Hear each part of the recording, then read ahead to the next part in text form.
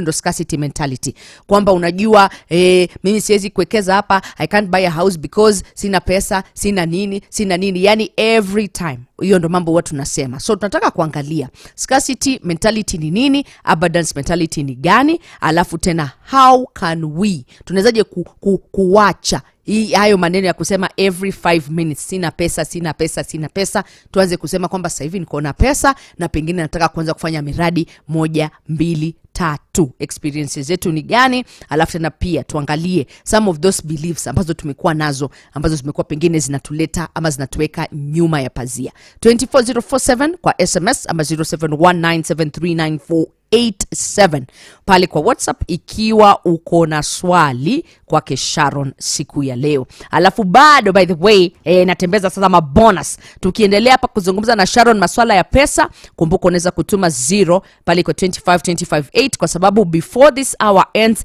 watu karibia 50 plus watakuwa wameramba bonus ya shilingi 10,000. And how do we make this possible? Unachukua simu yako unatuma 0 iende pale kwa 25258, watakuletea message wakwambie ni shilingi ngapi umepata, unatoa ile pesa. Na ukifanya ile process zaidi ya mara 5 ama mara 7, ile chapa ama ile process tunaona hapa, alafu unatumia hiyo 10,000 kwenye M-Pesa account ya kwako. Sharon, karibu sana kwenye studio zetu za Radio 47. Asante sana, nashukuru kwa hapa. Ya, karibu sana. Sasa tulikuwa na Caitlin January, Steve akaja February, sasa wewe tunakukaribisha March. Asante sana. Hapa ndipo. Karibu sana. Hii title yako ya brand manager kule Centonomy, pengine huwa una deal na nini sana sana?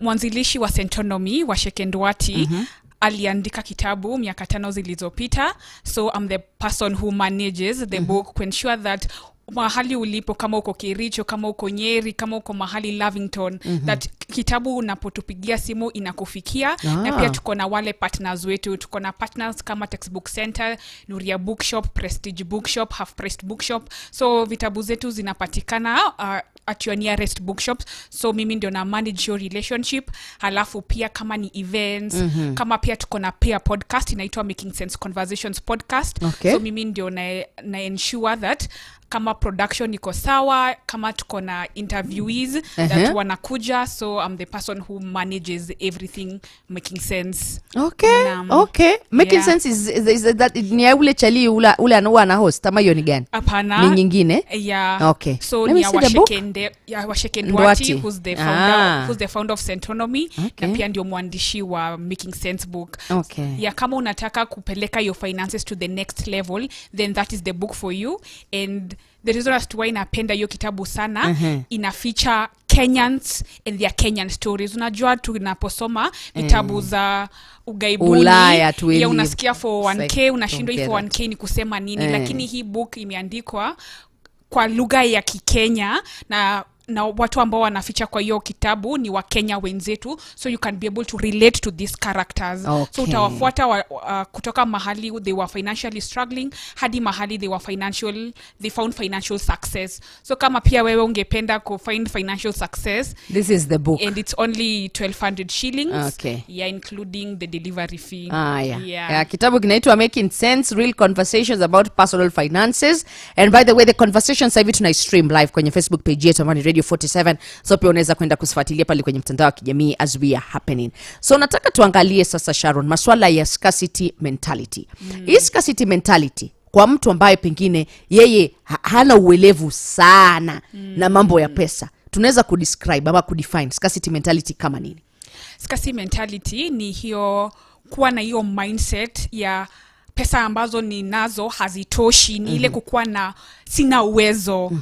Na abundance mentality sasa ni ile nina uwezo, nina what it takes ili kuweza ku-create wealth. Kama wewe mawazo yako no sina wewe unaona tu the negativity, ni ile positivity ya your ability to create wealth, then wewe una ile scarcity mentality. Yeah. Okay. So tukizungumzia scarcity mentality ni ile unasema kwamba ni sina. Kila mtu hata before mtu akuuliza sina, Ukiambiwa kwamba mam nilikuwa nataka sina pesa. Ukiona mtu akikula amesema mam leo nataka kula chips, kwani pesa unafikiri nachunanga kwa mti nini? So hiyo ndo scarcity mentality. Na ilitokea wapi hii scarcity mentality? Kwa sababu nafikiri ni kitu, hata there's a time tulikuwa tunazungumza, tulikuwa tumeenda sehemu fulani afu tulikuwa tuna make jokes na kila mtu pale kwa ile room watu waliambiwa waandike kitu kimoja that stood out wakati sisi tukiwa tunalelewa tukiwa wadogo.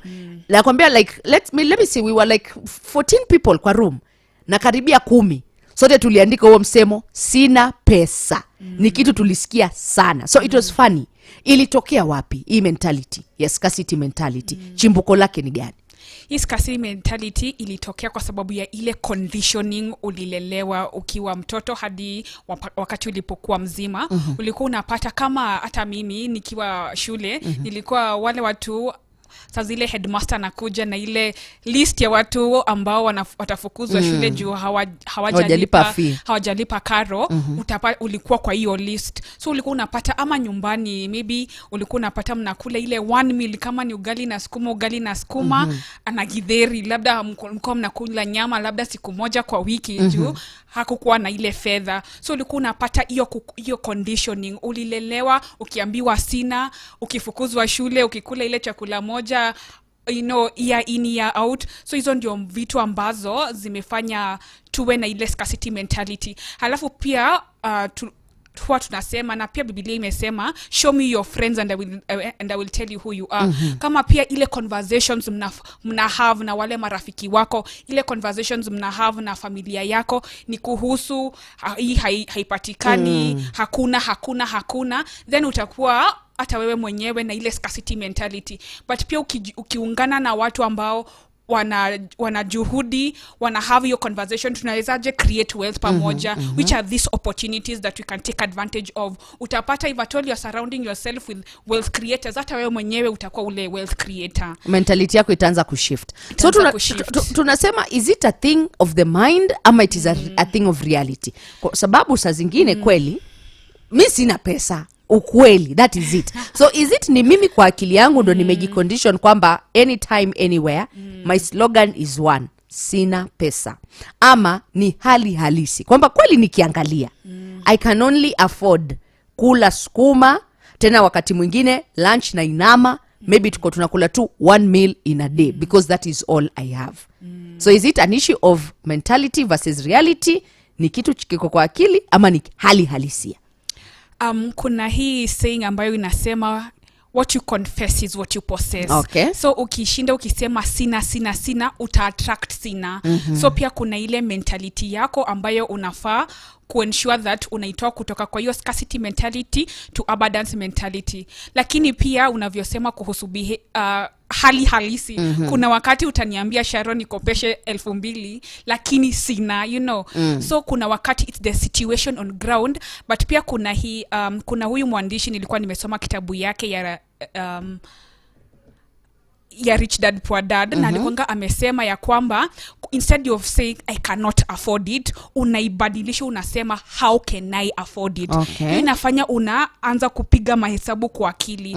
The moment that umesema sina, I cannot afford it, sasa hata akili haifikiri tutafanyaje ili tuweze kuenda mbele. Zile desires ambazo niko nayo, iwe nataka kuendesha gari, iwe nataka kufanya kujenga nyumba, iwe nataka kudiversify my investment portfolio, lakini ukisema tu I cannot afford it, akili haitafanya mahesabu, hautajua nafaa kufanya X, nafaa kufanya Y, hatakuwa na hiyo fikra ya kufanya more research. Okay. But you need to say to yourself how can I afford it. Badilisha tu hiyo from I can't afford it to how can I afford it. Ndio sasa uanze kupiganisha akili, research, have these conversations with your friends, and then so utapata njia ya kuweza create your wealth. Okay, so vile ninavyokuelewa ni kwamba it is a thing of vile sasa hivi watu wengi tunaambiwa it is manifesting. Every time ikiwa umejieka katika ile scarcity mentality, hiyo ndo kitu you attract it. Inakufuata ile. So unakwamilia pale, unapossess. Na hii nyingine sasa tutasonga sasa kwa abundance mentality. How we get there and what is abundance mentality. But as far as vile nimekuelewa, ni kwamba maybe tuseme mimi niko na malengo yangu. Nataka ninunue kama ni bodaboda, ama nataka maybe nianze kujenga. Nataka ninunue plot, nianze kujenga. Is it important kwanza niandike hivi vitu chini, ama tu ni mimi nasema how can I do it? Lakini every time nikianza kufikiria hivyo, naanza kujiuliza kweli mimi sahii nalipwa maybe mshahara wa shilingi 5,000. Nitafikaje hapo ati sasa siku moja pia isemekane nimenunua plot sijui wapi huko na nimejenga.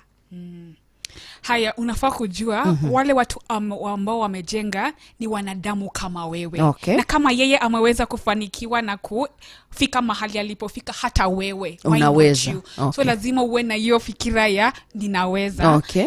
So kukuwa na hiyo akili ya ninaweza na kujishughulisha, na utaweza pia wewe ku-create wealth. Okay. I love it. So it's an issue of train your mind. Hata jinsi ulivyosema kuhusu kuandika, kuna a lot of power ya affirmations. Hata mimi mwenyewe huwa nafanya my money affirmation kila asubuhi. Okay. Ni kama gani hizi money affirmations? So unaweza sema tu kama ulikuanga unataka kuwa let's say a millionaire, you know, I am a millionaire, na unaiandika I am a millionaire. Okay. So unaiconfess na pia unaiconfess umeandika. Unaandika. Akili yako pia itakuwa tutafanyaje, na pia lazima pia ukuwe na ile accountability. Juu nilisema ninataka kufanya X and Y and Z. Ni nini ambacho nimefanya ili nikuwe na ile one step ahead into my desired goal. Okay. But lazima if at all uko let's say miaka 30 umejua tu scarcity, so that you can undo that conditioning. Itahitaji a lot of work, you know, and part of writing your affirmations, part of, you know, kufanya your research, having these conversations, itakupeleka a step ahead ili uweze ku-create wealth. But lazima ujue una uwezo. Okay. Una uwezo wa ku-create wealth. Okay. Yeah. Haya, sasa tuende kwa abundance mentality. Mtu ambaye ako na abundance mentality, huyu ni mtu aina gani? And maybe what brought about ile tofauti ya mtu every time kusema sina tu mtu ambaye yeye akona, how will I tell kwamba huyu mtu akona abundance mentality?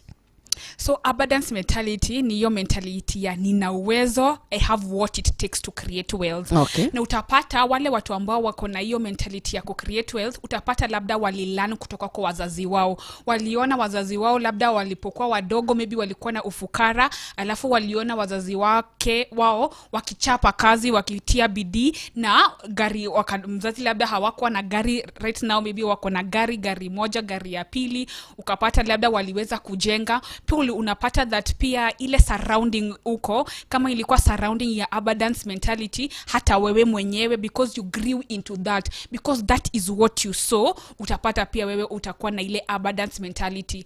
But hata kama kwenu kulikuwa na ufukara, the change can start with you. You can be the change that you need. Hata nilikuanga nasema when it comes to even, so you need also to learn about money. Okay. And when it comes to learning about money, this could look like podcasts. Ni podcast gani hizi ambazo unasikiza? Unaweza sikiza podcast kama ya Making Sense Conversation, podcast ambazo ni za kutengeneza hela.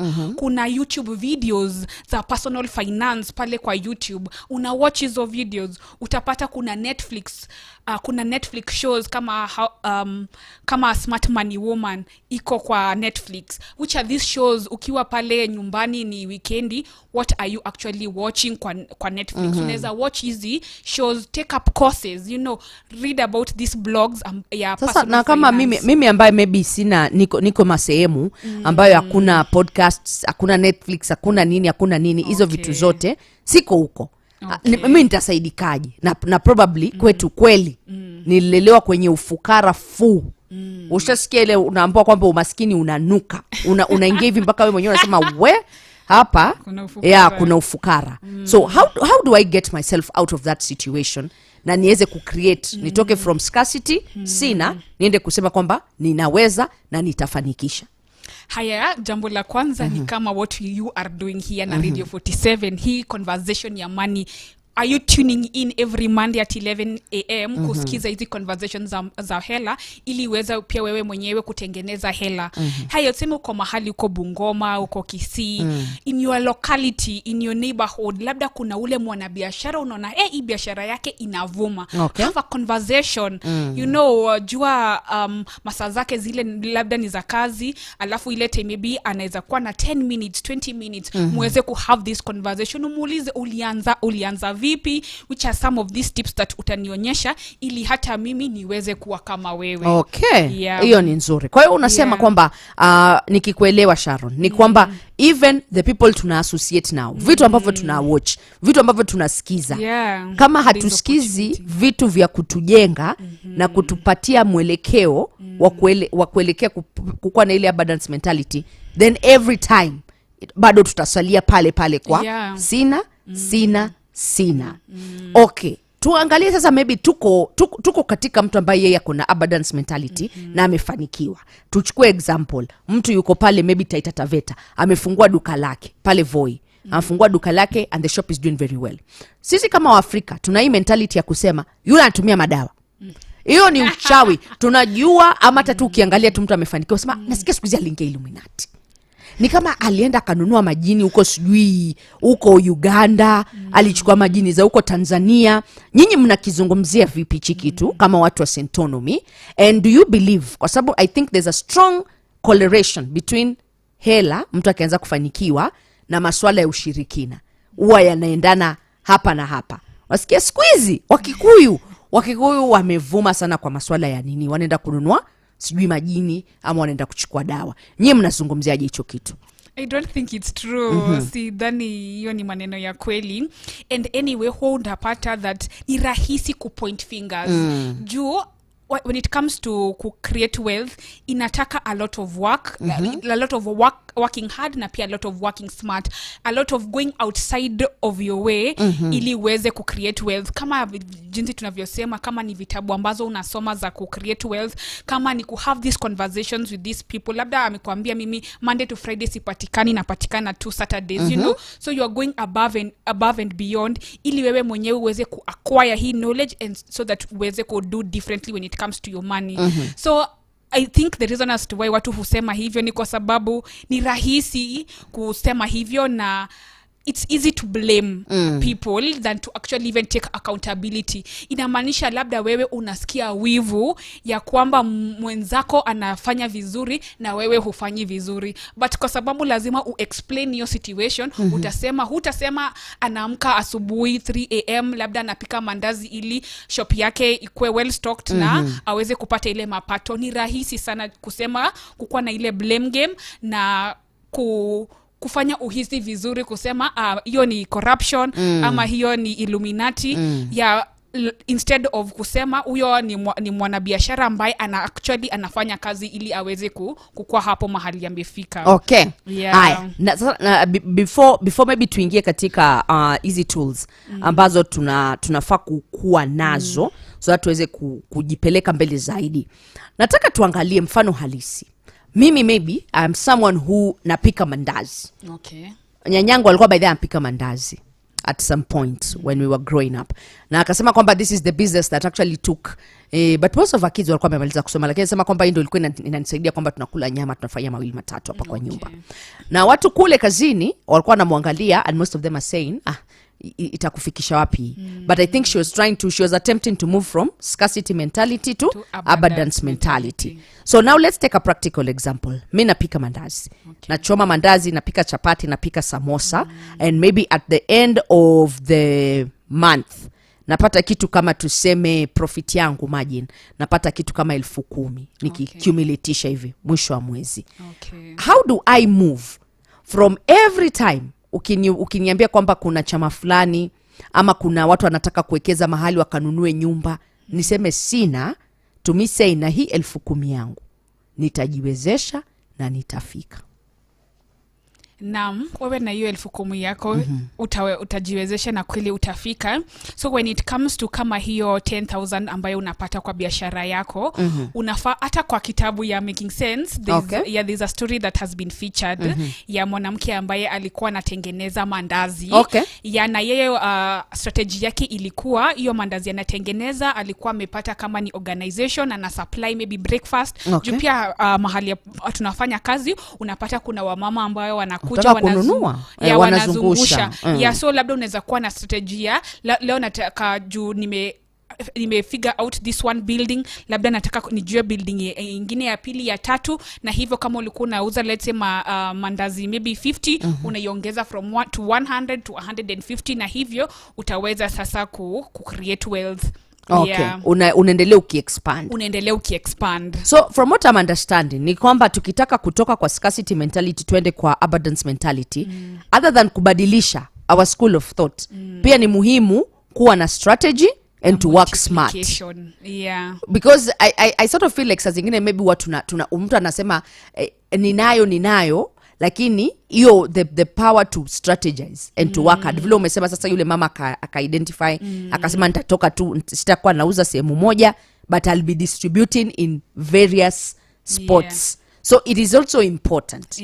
Tusifikirie tu kwamba pesa zitakuja, lakini lazima tufanye kazi. Na labda kama wewe unapika mandazi, unaweza pia go into, naweza pikia watu lunch. Juu kama uko pia kwa ile catering business, inamaanisha unaweza supply breakfast na pia supply lunch. So kama kwa huyu one client ulikuwa unapata kama ni ile 20 shillings ama 50 shillings kwa hizo mandazi, unamtengenezea lunch ya 100. So from one client ule ulikuwa unapata just 50 shillings, from them unapata ile 150. So pia unaweza kuwa na ile diversification ndio uweze kupanua biashara na uweze ku create wealth. As a business person. Aya, sawa. Kama uko na swali kwake Sharon, ametoka Centonomy, na leo tunazungumzia masuala ya scarcity mentality vis-a-vis abundance mentality. Feel free, uliza 24047 ama WhatsApp ni 0719739487. Unaweza ukainuku ama uiandike sehemu. Aya, kuna mtu hapa anasema, sijui kama tuchukue maswali sasa hivi. I think let's take a few questions, alafu tarudi. Anasema hamjambo, mimi naitwa Ago kutoka Kaptinga, Eldoret. Sasa if you really have money na wazazi au girlfriend ama wife ama mama yako anashindwa kuelewa, if you really don't have money na wazazi, girlfriend, wife ama hata mama yako anashindwa kuelewa, how do you start explaining to them ati hauna pesa, kwa sababu hawawezi elewa? So I think anataka kuambiwa the best way ya kuambia sina pesa. How do you explain your situation to make them understand kwamba kweli sina pesa? Mwingine naye ameuliza, Mkamburi, uliza mgeni, kama kweli mimi napata tu pesa kidogo and this money is just enough kunisustain mimi peke yangu, lakini mzazi nyumbani ana expect nimepata pesa, anataka nishinde nimemtumia pesa nyumbani. Hiyo namwambia sina, ni scarcity mentality, and how do I stop that from happening? Kwa sababu I think maybe inamzuia kufikia malengo yake ile ambayo amewekeza. Haya, Mkamburi, na kama kweli mtu hana pesa tufanyeje? That is all the person has asked. Hapo ni kwa SMS. Haya, nikienda huku kwa kwenye WhatsApp. Kwenye WhatsApp anasema huyu ni tap anasema huwa napeana, alafu mwenye tumekaa na yeye anasema wewe ni mjinga sana, singepeana vile hao watu utacharge pesa mingi. Ni tap nikiwa Parklands. Good morning, Antiwa Madoko. Napeana, alafu mwenye tumekaa na yeye anasema actually anajua alikuwa anachangia kitu kingine. Haya, mwingine hapa anasema, Mkamburi Chigogo, hebu uliza mgeni wetu how ni tools gani naweza kutumia so that niweze kutoka kwa kusema sina pesa, I move, na niweze pia mimi kujiweka katika abundance mentality. Haya, I think hizo unaweza kuzichangamkia. Tusikie. So tutaenda kwa ile ya open. Kunahitaji kukuwa na open communication kati ya wewe na wazazi wako. So you have to have a conversation that labda mzazi anadhania una pesa na huna pesa. Hiyo miscommunication hapo ndio inaleta tashwishi. So unafaa kueleza wazazi wako that hali ambayo nipo, labda ile naweza kukupatia labda ni 2,000 kwa wiki ama 2,000 kwa mwezi. So have that conversation with your parents and ucommit kwa ile pesa ambayo utaweza kuwatumia. And najua pia Waweru alikuwa hapa na alireiterate kenye nitasema, you need a budget. Yes. And a budget even when it comes to black tax. So ikija kwa mambo ya jamii, si mama anakupigia leo, ndugu anakupigia siku nyingine. Kama ulikuwa umesema in per month 3,000 is my budget my budget for giving out. So usiende more than your 3,000. Juu ukienda more than your 3,000 inamaanisha kama ulikuwa na goal ya kusave na kuinvest, huta save and invest. Juu hiyo pesa ulikuwa unafaa kusave and invest ndio utachukua kutoka kwa hiyo ili uweze kupeana kule kwingine. Yes. So have open communication between wewe na mzazi wako, na pia ucommit kama wewe unaweza 1,000 kwa wiki. Hiyo ndio ninaweza. Hadi up until mambo yafunguke na niwe na hiyo capability na money ya kupeana more than hiyo 1,000 2,000, then huo wakati ndio utaweza increase ile amount. But have open communication na useme ya kwamba hii ni ile pesa ambayo ninaweza. Na maybe ukiambia mtu hivyo alafu asema usikuze umekuwa mchoyo, unakubali yeah. Juu ni hiyo kutokubali na kusema utahisi vibaya, itakucost your savings and investment. Utaweza kujijenga. Kubali wewe mchoyo. Mimi ni mchoyo, tusonge mbele. Sina na maybe sasa nikienda kuambia mzazi mimi sina, auoni kama hiyo ni negative proclamation against my finances? But unaona ukiambia wazazi wako hii amount ndio ninaweza, huendi kumwambia sina, ile sitakupatia chochote. Huambii mzazi hutampatia chochote, unamwambia kulingana na mfuko wangu vile ilivyo, ile ninaweza kupatia ni 5,000 hii mwezi. Okay. Yes, tafadhali jipange na hiyo 5,000 na mambo yakifunguka nitaongeza. But wakati huu 5,000 ndio inapatikana na pokea tafadhali 5,000 yangu. Okay. Yeah. Sawa. Next question maybe, alafu sasa turuke hapa kwa how to unlearn those behaviors. Okay, so kuna mwingine alikuwa anasema kuwa ana pesa kidogo na labda wale watu nyumbani hawamuamini na hawaelewi ya kwamba mfuko wake jinsi ilivyo, huna pesa mingi ama huna ile pesa inahitajika na wale wazazi wako ama marafiki wako. Na jinsi tu nilivyosema, kuwa na ile open communication, alafu pia uwe na ile, pia lazima enforce boundaries. Juu pia kuna ile tunaitanga financial enabling. Okay. Labda wewe mwenyewe ndio unakuwa ule financial enabler, unakuwa hupati mwenzako ile ability ya kujitafutia. Ni ile tunasema you can either decide to teach someone how to fish, ama unampatia ile fish. Wewe unampa samaki kila siku. Unampatia hiyo samaki, hiyo hela unampatia hiyo hela kila siku. Haifai hivyo. Okay. Inataka unafunza mtu how to fish ndio yeye aende ajitafutie zake. So unapata kuna a lot of financial enabling. So mtu anasema hata mimi sitajishughulisha sana, si Sharon atanipatia 10,000 mwisho wa hii mwezi, si X atanipatia 20,000 mwisho wa hii mwezi. Sasa wewe ndio unakuwa by kupiana hiyo 20,000 week in week out, month in month out. Wewe ndio shida. Okay. Shida ni wewe financial enabler. So pia wewe unafaa kuwa na ile una draw boundaries una draw boundaries na relatives wako. Yeah. Okay. Haya, sawa. Sasa tuangalie how do we unlearn hii misemo yetu ya kusema kwamba sina pesa. Ama mtu akinotice umesema mimi sina pesa, lakini umenunua nguo mpya. Anasema sio uliniambia kwamba una pesa wewe. Hii nguo imetoka wapi? Ama sina pesa mpaka ile extent inafika hata you don't treat yourself. Hata ukiketi tu hivi unasema unaanza kudunga chips. Unasema niko hapa nakula chips na na sina do, as in sahi na watoto wanarudi shule next week ama nini. So how do we unlearn hiyo mentality ama hiyo process ama easy beliefs ambazo zimewekwa kwenye akili yetu kwamba you must, kwa sababu Sharon, I think we've all experienced this. Ulikuwa huna pesa kweli, alafu ukaanza kupata pesa.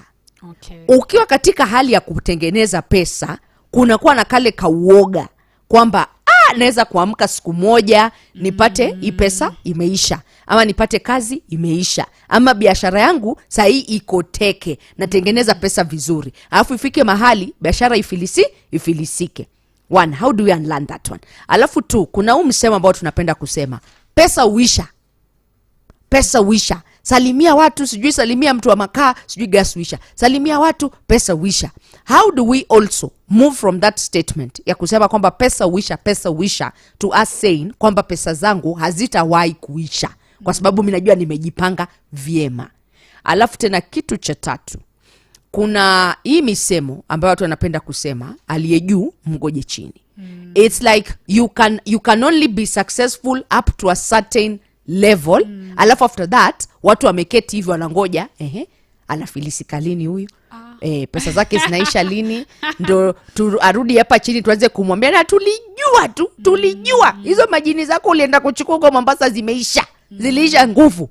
How do you unlearn those little behaviors? Okay, so ikija kwa scarcity mentality, kwa mtu ambaye ameweza kupata fedha, biashara yake inaendelea vizuri, ulipata kazi, unalipwa vizuri, na labda uko na ile scarcity mentality juu uli grow up for the last 20 years, for the last 30 years ukisema sina, na ukijua tu ukosefu, na right now that umeweza kupata ile hela, unafaa get accustomed to a new reality. Okay. Let's say for example, like for me I love pizzas. Okay. Yeah, ulikuwa unapata kuna wakati ambapo singeweza kuafford, nilikuwa na ile vibarua na it was not a priority. But right now that I am able to eat unaweza out, kula pizza. Naweza order in pizza, ama naweza enda kukula pizza.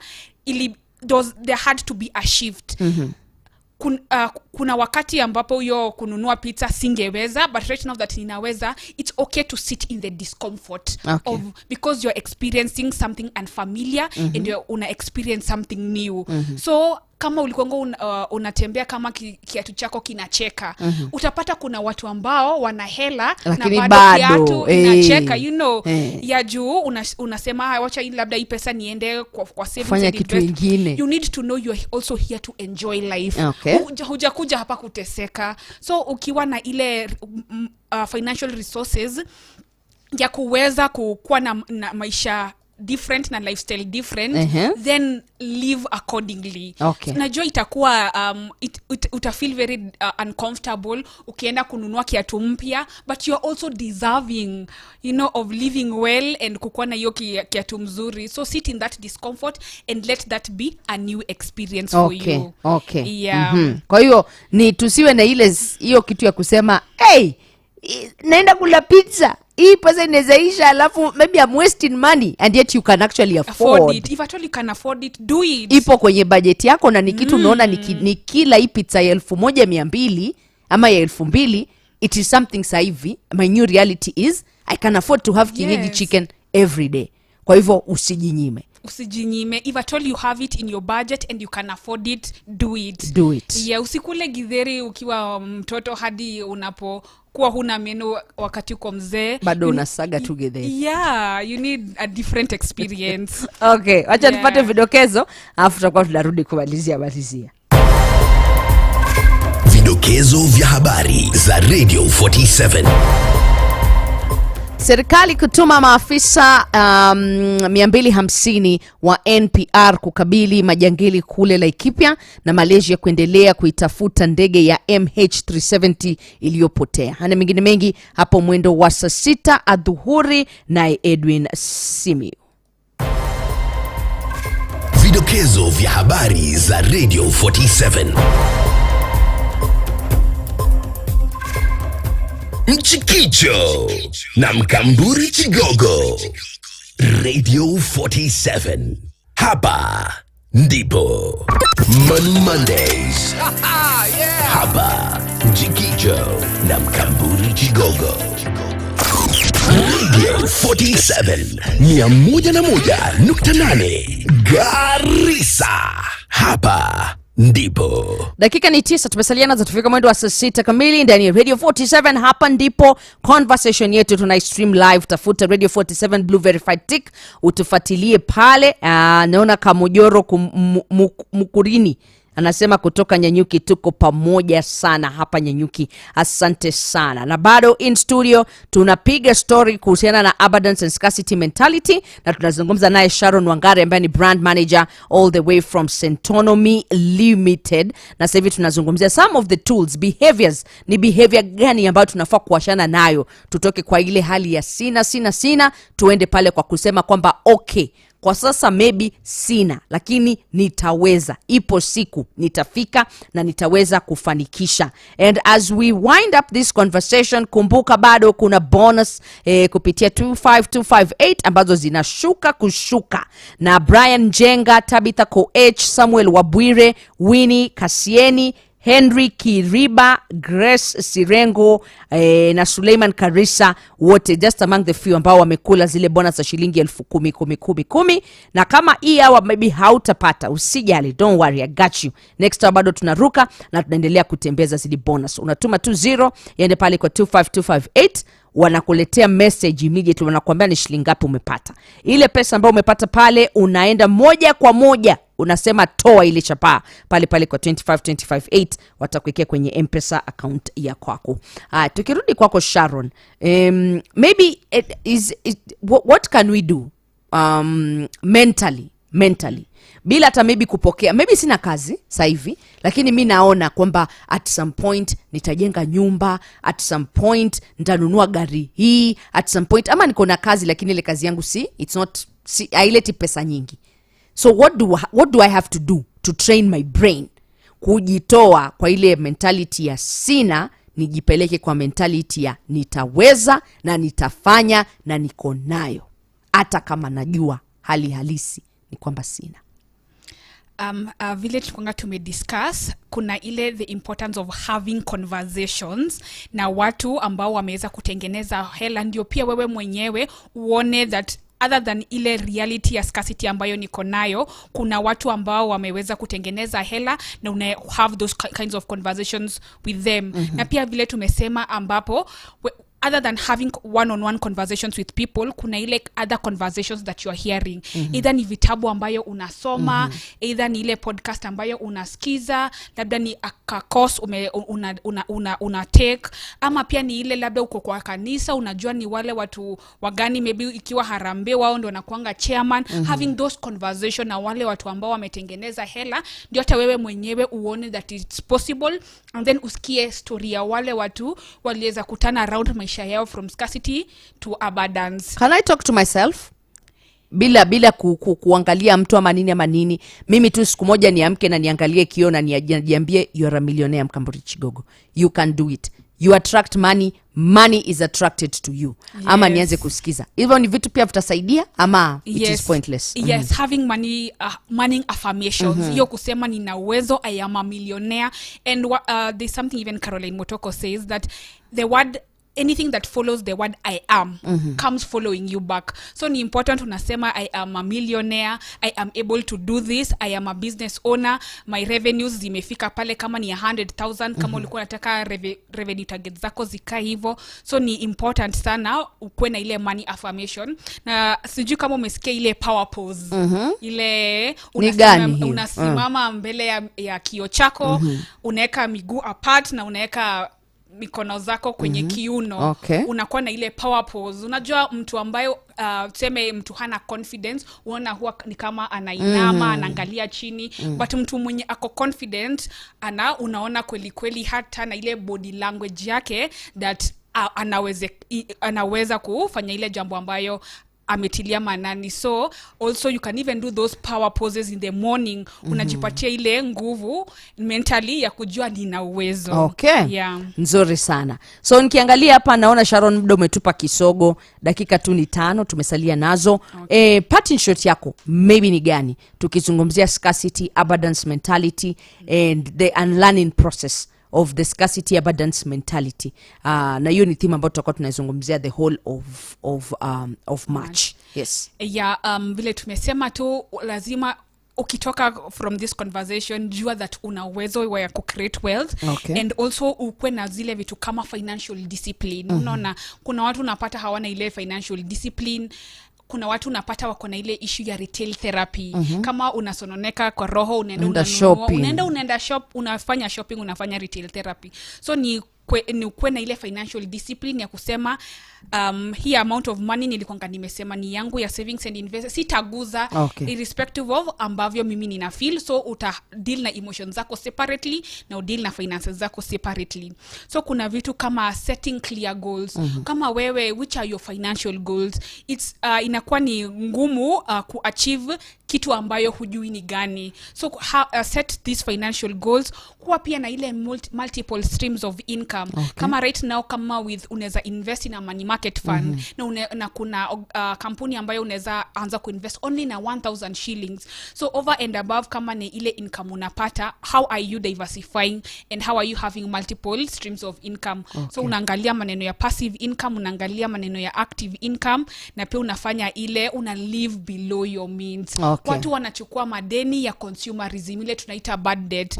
Debt ambayo ni ya consumerism ni bad debt, but debt ambayo ni ya biashara ni ile good debt, juu italeta hela kwa mfuko yako. So even how you're spending your money, where your money is going, pia juu pia when it comes to scarcity mentality na to abundance mentality, kuna ile mindset in behavior, but kuna ile action points ya pesa zangu nafanya vipi differently ili niweze ku create wealth. Okay. So lazima uangalie hiyo maneno ya mentality, na pia what are you doing na ile hela ambayo uko nayo mkononi. Haya, sawa. So naona tuko dakika 2 peke yake tumesalia nazo, but I hope we're going to continue this conversation next week. Utakuwa unakuja next week ya? Yes, kwa hiyo tutaendelea nayo. Asante sana kwa kuja. Thank you for taking time kuja hapa Radio 47. Hapa ndipo. Do have yourself a lovely evening ama afternoon ahead. Okay, thank you. Na mnunue kitabu ya Making Sense kwa bookshops. Haya, thank you for having me.